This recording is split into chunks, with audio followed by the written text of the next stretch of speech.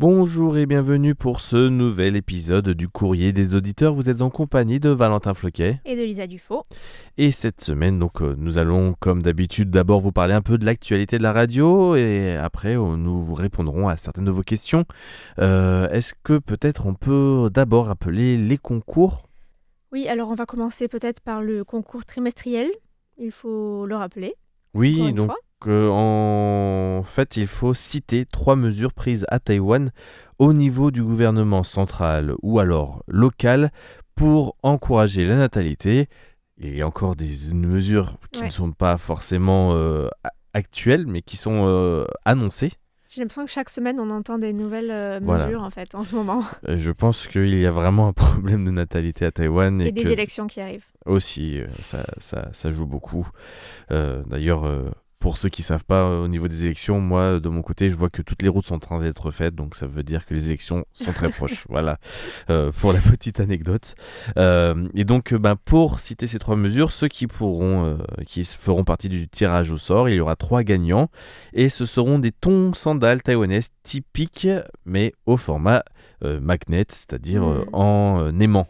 Notamment qu'on peut mettre sur les frigos, hein, bien sûr. Par ailleurs, donc, il y a aussi le concours mensuel du mois de mai. En l'occurrence, c'est une question où on vous demande quels sont les pays qui ont annulé l'autorisation de survol de leur espace aérien, empêchant le président taïwanais de se rendre en Eswatini. Ou plutôt reportant le voyage. Voilà.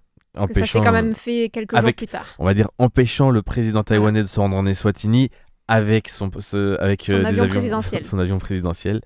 Il y a, pour ceux qui auront cité les pays, je pense qu'il faut tous les citer parce qu'il n'y en a pas beaucoup, il y aura 4 gagnants et ce sont des petits porte-monnaies à gagner. Voilà pour le concours mensuel du mois de mai. On arrive à la fin, c'est la dernière, je pense, la dernière annonce. Oui. On pourrait presque vous annoncer un concours du mois de juin, mais je laisserai ça à la prochaine équipe du courrier.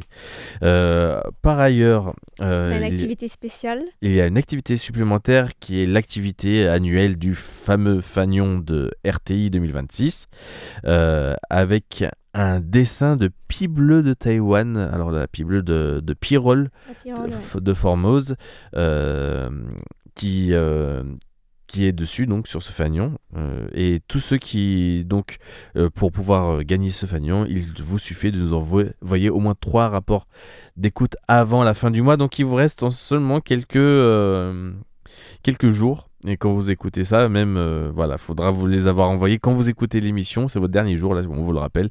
Et bonne chance à tous. Et j'espère que vous aurez gagné ce très beau fanion. Voilà. Enfin, il est joli. Enfin, il y a encore une autre activité, cela ne s'arrête pas, qui est une activité spéciale du mois de juin. En rapport avec une journée spéciale qui a été mise en place par rapport à un événement spécial. Alors je ne peux pas trop vous en dire, je peux juste vous dire qu'il s'agit du nom de cet événement, de cette journée du 19 mai. En quoi ça a rapport et quand est-ce que ça a été mis en place, enfin en tout cas annoncé comme cette journée spéciale. À vous de nous le dire par email ou autrement, ou par courrier écrit également, par courrier postal, cela est très possible. Et donc c'est cette activité spéciale dans laquelle il y aura 5 gagnants, il y aura un éventail Taïwan à gagner, un bandeau Taïwan à gagner, un badge Taïwan à gagner et aussi 2 plaquettes de série d'autocollants aussi à la thématique de Taïwan. Donc ça fera 5 gagnants en tout pour tous ces objets-là. Et donc on vous invite à participer à ce concours spécial du mois de juin et on vous l'annonce donc tout de suite maintenant pour pouvoir remporter ces nombreux lots. Voilà. Voilà, merci Valentin pour ces rappels et on va sans plus tarder passer aux questions avec une première question de Nagmushi Noari. un fidèle auditeur qui nous écrit d'Algérie et qui nous demande où les enfants peuvent-ils pratiquer les arts martiaux à Taïwan. Alors c'est une question un peu Ma un peu réponse, surprenante. ma réponse rapide sera partout. Oui, voilà, c'est ça, partout. Pas seulement pour les enfants d'ailleurs, mais pour les Mm. adultes aussi. Alors on peut dire qu'il y a des tonnes et des tonnes de différents styles d'arts martiaux. Vraiment, je sais pas combien, mais c'est Oui, oui. vraiment très Bah, varié. il y a vraiment toutes les pratiques à Taïwan. Après, bon, en plus, il y a tout cet héritage des arts martiaux traditionnels avec les grands maîtres qui sont arrivés à Taïwan après la défaite du Kuomintang, avec la peur parce qu'à l'époque, le Parti communiste au tout début était vraiment anti-arts martiaux, Tout ce qui était ancien, héritage. les vieilleries, Voilà, c'est comme ça. ils les appelaient. Et donc, tout ça fait qu'il y a quand même un énorme héritage à Taïwan culturel. Vous avez pu en voir quand même un assez grand, une assez grande représentation grâce à l'émission de Ghislain Kuhn, La Voix des Maîtres. Je crois qu'elle est encore diffusée sur le site internet si vous voulez les réécouter. Donc, c'était en gros, le concept était de parler un petit peu, d'interviewer et de rencontrer les grands maîtres, tous ces grands maîtres qui sont arrivés un petit peu avec tout leur style et leurs écoles, parfois centenaires pour pas dire millénaires. Un héritage très, très, très, très, très grand, très vaste qui est en train de se perdre avec la perte d'intérêt qu'ont les jeunes par rapport à ces arts martiaux. Donc tout ça a été très bien retranscrit pendant plusieurs mois, voire plusieurs années à travers cette émission. Et donc pour toute cette partie des arts martiaux traditionnels, en tout cas, il y a ça, même si on peut revenir sur le fait que les enfants vont plus trop vers ces pratiques-là, ou alors il faut qu'il y ait un héritage culturel au niveau de cette pratique au niveau de la famille en général. Voilà, donc en fait, on peut apprendre dans des écoles qui sont parfois ouvertes par des maîtres de lignée prestigieuses, comme tu disais, ou alors dans des écoles où on peut apprendre un petit peu tout style d'arts martiaux, des arts martiaux traditionnels chinois, mais aussi du taekwondo, parfois du kendo. Il y a plein de sortes, aussi karaté, enfin des choses qui ne sont pas forcément chinoises. Mais aussi, il y a comme tu disais, il y a des représentants de lignées d'arts martiaux qui enseignent aussi à titre privé, où il n'y a pas forcément d'école, et qui enseignent à leurs étudiants comme ça. Ils ont quelques étudiants et ils donnent des cours chaque semaine, voire plus. Et dans ces cas-là, il faut connaître quelqu'un pour aller suivre un cours auprès de cette personne. Oui, en général, ça se fait souvent au bouche à oreille pour pouvoir rencontrer ou suivre les enseignements de ce genre de maître. Et comme tu dis, il y a aussi il y a notamment des maîtres qui ne trouvent plus d'élèves, ou en tout cas, ils ont des élèves, mais ils n'ont pas forcément une personne à qui transmettre toutes leurs connaissances pour que cette personne reprenne le flambeau. Et ça, c'est un peu triste. Voilà, le fameux Baishi, c'est vraiment le terme exact dans cette pratique. Baishi, ça veut dire faire la révérence, le salut au maître. Et c'est en fait dire qu'on intègre la lignée. En fait, maintenant, ça se fait plus forcément par héritage, ça se fait aussi par choix, parce que sinon, beaucoup de maîtres auraient plus de. Ah, tu veux dire par héritage familial ? Voilà, à la base, oui, c'est sûr. Traditionnellement, ça se transmet que de père à fils dans les lignées d'arts martiaux masculines, parce qu'il y a aussi des lignées féminines. Mais voilà, c'est pour maintenant, ça se fait souvent par choix, par quelqu'un qui a déjà envie d'intégrer donc cette lignée. Et de donner son temps pour enseigner, en fait, parce que c'est ça que ça veut dire. Aussi, oui. Même si maintenant, même pour ceux qui sont acceptés comme nouveaux élèves, c'est souvent dans un cadre où c'est amateur, en dehors d'un travail général qui font à côté un travail plus conventionnel. Et ce qu'on peut dire aussi, c'est qu'il y a des écoles d'arts martiaux traditionnels chinois qui accueillent aussi des étudiants étrangers avec des cours en anglais. Ça existe aussi. Et sinon, on peut aller tout simplement dans les parcs et demander aux groupes qui pratiquent les arts martiaux. Alors, c'est souvent soit tôt le matin, soit tard le soir. Oui. Euh, Pour des raisons de pas mourir sous le soleil pendant les voilà, entraînements. c'est ça. Donc, par exemple, le parc mémorial de Chiang Kai-shek, le Mhm. parc forestier de Ta An, près de chez moi, à Chiangshan, il y a pas mal de groupes aussi qui font, à côté de la radio, à Yuanshan. Le soir, Mhm. il y a un grand groupe de tai chi. Ouais. Ah oui, Euh, oui, c'est vrai. ouais. Voilà, donc c'est pas rare de passer devant un parc et de voir quelqu'un en habit plus ou moins traditionnel avec un sabre, par exemple. Voilà. Les petits C'est étuis, les fameux rigolo. petits étuis. Pour moi, c'est un peu nostalgique, hein, parce que bon, comme Ghislain, on a fait pratiquer les arts martiaux. Ma première pratique en dehors de France des arts martiaux chinois, ça a été à Kaohsiung, Mhm. dans un élève du maître de Ghislain, en fait. D'accord. Et le cliché, l'école s'appelait le temple de Shaolin. Voilà, et c'était une toute petite école, c'était chez le maître en fait. Il avait une toute petite salle et j'avais trouvé ça sur internet à l'époque déjà. Ah ouais. Et donc je m'entraînais, il faisait du tradi, donc Mhm. les arts traditionnels, mais il y a aussi les arts martiaux chinois modernes que je pratiquais moi plus. Et donc j'avais appris pas mal de choses avec eux, c'était très sympa. Je garde toujours un contact un petit peu avec les élèves qui sont devenus, maintenant il y en a qui sont devenus entraîneurs au niveau de l'équipe nationale ou des choses comme ça.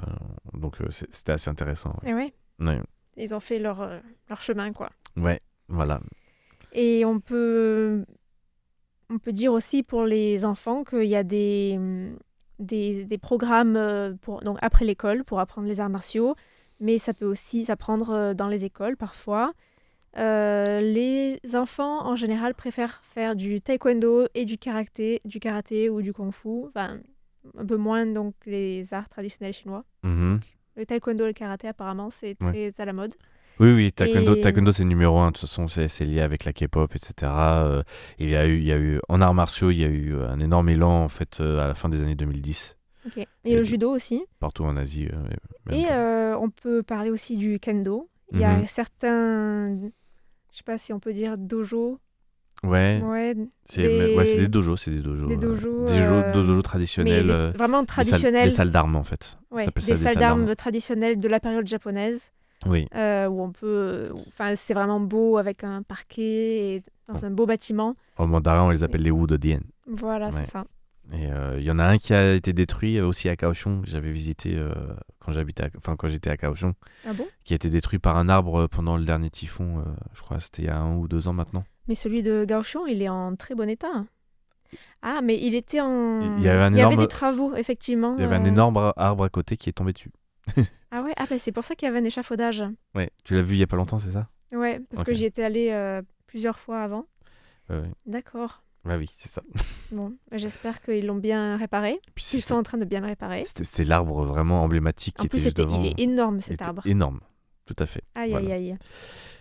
Ok, on peut aussi mentionner certains endroits qui sont un peu plus improbables pour apprendre les arts martiaux. Par exemple, le Cloudgate Dance Theatre, qui ont Ah oui? des cours spécialisés pour arts martiaux pour les enfants, environ de 6 à 9 ans et de 10 à 18 ans. Avec peut-être une approche un peu plus originale. Et il y a aussi des centres sportifs municipaux qui proposent des cours d'arts martiaux. Et ça peut aussi se trouver à l'université. Quand j'étais à Mhm. l'université à Taïwan, j'ai fait un semestre de Qigong, un semestre de Tai Chi et un semestre de Baguazhang. Voilà, Ah, les bah quoi, trois. j'aime bien le pas quoi. Ouais, c'était marrant. Et puis je me souviens qu'il y avait je sais pas si c'était... je sais plus dans lequel c'était, mais il y avait des poses avec différents nombres d'animaux C'était pas du et chigny? qui permettaient de... Ah, mais j'ai fait Chini aussi. Ouais, bah c'est ça. Donc c'était le Les animaux, quatrième. c'est chigny, C'est ouais. ça. Ouais. Et ça vraiment, ça permettait d'étirer des muscles dont j'étais même pas consciente à l'origine, quoi.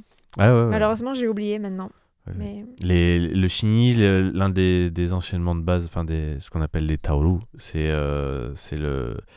la boxe des 12 animaux. Hmm. Et, Et je me souviens que le professeur était très doué en massage aussi, il donnait des massages à ses élèves. ah, Donc forcément, les gens qui font des arts martiaux, bah, ils connaissent bien le corps, les muscles.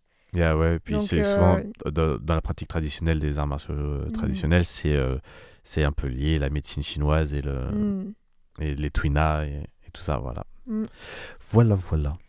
Voilà, donc merci à Nagmushi Noiri pour sa question. Mhm. Et on a une autre question sur les... Start-up, tout à fait.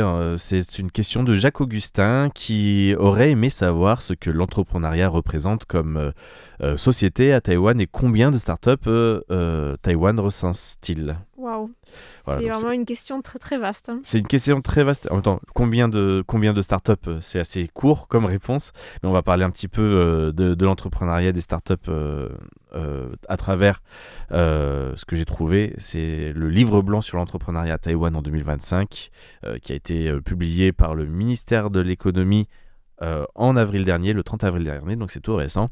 Donc par ailleurs, j'aimerais vous rappeler que j'ai fait une émission pendant presque 7 ans, ça va bientôt faire 7 ans, que je fais l'émission sur les startups à Taïwan qui s'appelle Grain de Business. Donc j'ai parlé bien sûr des startups, mais aussi de tout ce qui est entreprise. J'ai aussi accueilli des entrepreneurs traditionnels, des boulangers, des gens des Français qui ont voulu lancer des projets à Taïwan. Donc tout ça, là, c'était dans Grain de Business, si vous voulez réécouter ou écouter les émissions plus récentes de ces dernières semaines. J'ai accueilli aussi des personnes du ministère, notamment du bureau des petites et moyennes entreprises, pour nous parler de la Gold Card à l'époque, qui n'a plus rien à voir avec maintenant. Et je fais souvent des mises à jour par rapport aux mesures pour les entrepreneurs, pour savoir au niveau du travail, etc. Donc bref, voilà, donc cette émission Grain de Business pour en savoir plus sur l'entrepreneuriat à Taïwan, qui est une veille un petit peu hebdomadaire sur l'état des startups à Taïwan. Et sinon, pour parler un petit peu plus d'entrepreneuriat à Taïwan, en général, quand on parle de Taïwan, tout le monde pense aux grandes entreprises, immédiatement les semi-conducteurs, l'industrie électronique, peut-être un peu le jouet pour ceux qui se souviennent du Made in Taïwan et de tout ce qui est plastique en général. Mais pourtant, depuis plusieurs années, l'île cherche à aussi se positionner comme une grande terre d'innovation et d'entrepreneuriat en Asie. J'avais fait un sujet là-dessus par rapport à l'histoire de l'entrepreneuriat des startups à Taïwan. Et il faut savoir que après cette vague en fait des grandes entreprises des années 80-90 avec les semi-conducteurs, Giant, plein de sociétés comme ça, Foxconn, les grandes entreprises qui sont exportées après en Chine, Taïwan a connu un creux, vraiment un énorme creux entre les années fin des années 90 et les années 2010-2015. Et c'est à partir de ce moment-là en fait que les startups, que Taïwan a essayé de redynamiser son secteur des startups. Et donc à partir de ce moment-là, en fait, c'était l'objectif de retrouver des activités, de recréer des grandes entreprises à travers un écosystème de startups. Et donc maintenant on parle plus de medtech, alors medtech, la technologie médicale, que de proptech, de martech. Proptech c'est propriété, martech c'est le marketing, c'est toutes les techs un peu spéciales, plus niche, plus spécialisée, et Taïwan est très fort là-dedans. Je vous parlerai peut-être de 2-3 entreprises à la fin du sujet. Mais bon, pour déjà répondre à la question de Jacques Augustin, selon les chiffres officiels publiés en 2025, Taïwan compte désormais 10 552 startups et ensemble, elles représentent plus de 105 000 emplois.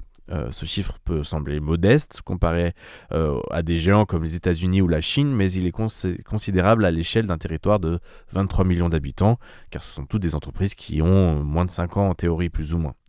Surtout, l'écosystème taïwanais est réputé pour sa qualité technologique et sa spécialisation dans des secteurs de pointe. Et contrairement à d'autres pays où beaucoup de startups se concentrent principalement sur des applications mobiles ou sur des plateformes numériques, sur des grands ensembles, une grande partie des jeunes entreprises taïwanaises travaillent dans ce qu'on appelle donc la deep tech, c'est-à-dire les technologies avancées, que ce soit l'intelligence artificielle, les spécialisations dans le semi-conducteur, la santé connectée, la robotique, l'énergie verte, mais aussi l'IoT, l'Internet des objets, la cybersécurité ou encore les satellites. Alors cette orientation s'explique par l'héritage industriel de l'île et grâce aux écosystèmes qui font que en fait, au niveau logiciel, on arrive à avoir facilement des connexions entre la partie logicielle et la partie hardware, donc c'est-à-dire matériel. Alors, dans ces activités de start-up aussi, le gouvernement joue un rôle assez important puisque les autorités parlent désormais d'un écosystème en format de forêt tropicale, c'est-à-dire d'un écosystème où chaque acteur doit interagir avec les autres, avec l'interconnexion, ce qui est un peu la force de Taïwan dans toute son industrie, que ce soit aussi donc dans tous les acteurs du secteur, c'est-à-dire start-up, universités, investisseurs, grandes entreprises et institutions publiques. Tout le monde travaille vraiment main dans la main pour faire avancer et aider les startups à Taïwan et à faire éclore donc l'innovation. Pareil, dans mon émission Grain de Business, j'ai parlé beaucoup de programmes d'accélération, de ce genre de choses, en fait, de pépinières d'entreprise. Il y a mais aussi les incubateurs qui sont en fait un peu comme des accélérateurs mais spécialisés dans un domaine universitaire. Mais pour résumer, donc, l'idée est de créer un environnement où les innovations peuvent circuler rapidement et se transformer en activités économiques concrètes. Et donc, pour soutenir cet objectif, Taïwan a développé de nombreux outils. Le pays possède aujourd'hui près de 400 structures d'accompagnement, donc les incubateurs dont je vous parlais tout à l'heure, les accélérateurs, les centres d'innovation et espaces de coworking. Les jeunes entreprises peuvent recevoir des aides financières, des subventions de recherche, des prêts ou encore des accompagnements pour se développer à l'international. Vraiment, tout s'est vraiment développé ces dernières années. Mon émission a un peu suivi aussi cette évolution. Le gouvernement encourage aussi fortement les coopérations entre grandes entreprises et startups. C'est assez récent. Et à Taïwan, beaucoup de grands groupes industriels cherchent désormais à travailler avec de jeunes sociétés innovantes pour accélérer leur propre transformation numérique. Cette logique est particulièrement visible dans les secteurs de l'intelligence artificielle, bien sûr, puisque ce que inventent les startups, les grandes entreprises vont utiliser ces outils pour pouvoir aussi améliorer leur performance. L'intelligence artificielle représente donc justement l'un des plus grands axes de développement de l'écosystème taïwanais actuel depuis 1 ou 2 ans, c'est vraiment tout récent. Et Taïwan sait qu'il sera difficile de concurrencer directement les géants américains ou chinois sur de très grands modèles d'IA génératifs, à moins que ce soit dans des trucs très spécifiques avec des langages liés notamment peut-être à des cas spécifiques à l'île, la gestion de typhons, ce genre de choses. Le gouvernement souhaite donc développer des applications spécialisées dans l'industrie, la santé, la finance ou les services. Beaucoup de startups travaillent ainsi sur des systèmes d'analyse de données industrielles, des outils médicaux assistés par intelligence artificielle ou encore des logiciels d'automatisation pour les usines. Un autre grand domaine en pleine croissance est celui de la santé et des biotechnologies. Le vieillissement de la population asiatique crée de nouveaux besoins en matière de soins, de télémédecine et de technologie médicale. Taïwan espère donc devenir un acteur régional important dans ces secteurs grâce à son système de santé performant et à ses compétences technologiques. On rappelle que Taïwan a récemment encore été élu par un magazine premier système de santé au monde. Les investissements donc progressent également rapidement en 2025 par rapport à 2024. En 2024, les startups taïwanaises ont levé environ 3,34 milliards de dollars américains, soit un record déjà historique pour le pays. Et ce résultat est d'autant plus remarquable qu'il intervient dans un contexte mondial de ralentissement du capital risque. Alors, le capital risque, c'est l'investissement dans les entreprises récentes. Et les investisseurs continuent donc de considérer Taïwan comme un marché technologique solide et crédible. Alors, il faut savoir que donc, dans les investissements, 3 secteurs attirent le plus les investisseurs, soit actuellement les biotechnologies et la santé, les composants électroniques et les technologies liées à l'énergie. Alors par ailleurs, l'écosystème entrepreneurial taïwanais se distingue aussi par sa dimension régionale. Le nord de l'île, autour de Taipei et du nouveau Taipei, concentre les activités liées à l'intelligence artificielle, au numérique et aux semi-conducteurs. Le centre de Taïwan, au niveau de Taichung notamment, développe davantage l'industrie intelligente et les machines de précision, puisqu'on a quand même un énorme bassin industriel dans la région. Dans le sud, notamment autour de Kaohsiung et de Tainan, c'est la mise sur les technologies vertes, la 5G et les applications industrielles avancées. Taïwan cherche également à renforcer sa présence internationale. Beaucoup de startups taïwanaises visent directement les marchés mondiaux dès leur création, car le marché intérieur reste relativement limité. même si beaucoup d'entreprises internationales aiment bien tester Taïwan pour commencer, parce que c'est un marché qui est très facilement, qui est très bon pour tester en fait l'adaptation d'un produit sur un marché asiatique. Voilà. Pourquoi ? Parce que les Taïwanais sont ouverts à essayer un nouveau produit. Voilà, parce que il y a les infrastructures, parce qu'il y a une très bonne dynamique en termes de nouveautés à Taïwan et de subventions, etc. Et le marché est aussi juste la bonne taille en fait, pas trop petit et pas trop grand, avec des grands pôles de ville et aussi un peu de ruralité pour tester un peu tous les aspects d'une économie. D'accord. Pour terminer, pour pas faire trop long, parce que bon, le rapport dont je vous parle, le livre blanc, c'est quand même un livre de 200 pages. Donc là, je résume très clair, juste les petites lignes de ce rapport. On va peut-être parler un petit peu des grandes licornes connues de Taïwan, qui sont autres que les grandes industries des années 80-90 dont je vous ai parlé tout à l'heure. Il y a Gogoro, que tout le monde connaît, les scooters électriques. Happier, qui est l'une des plus grandes réussites de la Martech mondiale. C'est ceux un peu qui ont inventé les ads de Google, en fait. Ensuite, il y a 91 App qui est un exemple intéressant, puisque c'est une société qui développe des solutions de commerce connecté pour les marques et les distributeurs. Il y a Kakaday qui est de la ticketterie.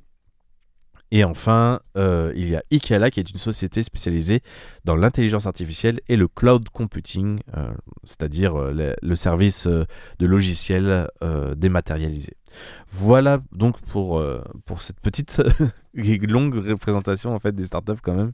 Et merci à Jacques-Augustin pour sa question par rapport à ça, qui me fait un petit peu parler vraiment du domaine dont je parle le plus sur Radio Taïwan International.